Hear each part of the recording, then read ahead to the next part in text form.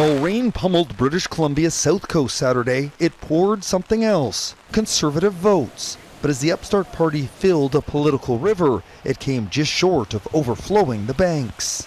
We are going to carry on this fight. We are going to fight every single day here. This election is not over. We have an opportunity still to form government in the province of British Columbia and bring common sense change to British Columbia. BC election result is still hanging in the balance. Final vote counting not done, and the NDP has secured 46 seats, one short of a majority, while the Conservatives, now under the leadership of John Rustad, went from 0 seats last election to 45. We knew that every vote would matter, and that has certainly been the case. A handful of seats are within 100 votes, and if they stay that way, will trigger an automatic recount. For now, NDP leader David Eby remains the Premier of British Columbia, but he will have to show he can work with the Greens to keep confidence of the legislature. Adding to the intrigue, Green leader Sonia Furstenau lost her own seat and taking a parting shot at the Conservatives. It's a strange time in politics when, during an atmospheric river, people come out and vote for a party that's denying the reality of climate change.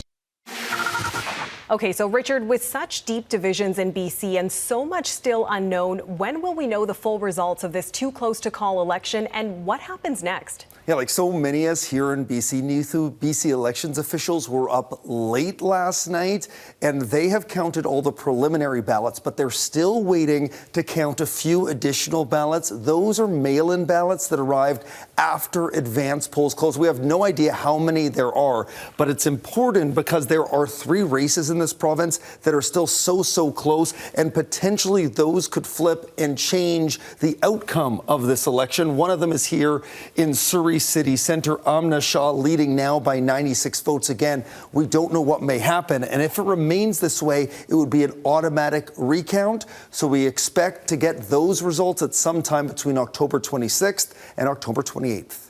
And the BC Liberals, Richard, who held power in this province for 16 years until 2017, weren't on the ballot at all this year. Of course, neither were Justin Trudeau or Pierre Poilievre.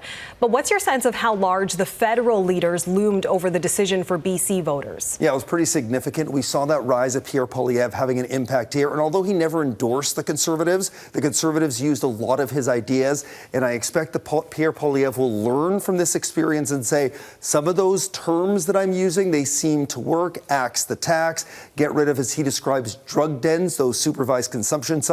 So this is a win for not just the provincial Conservatives, but it seems for Pierre Poilievre and the federal Conservatives as well. All right, we appreciate your insight. That is Richard Zussman reporting tonight. Thanks, Richard.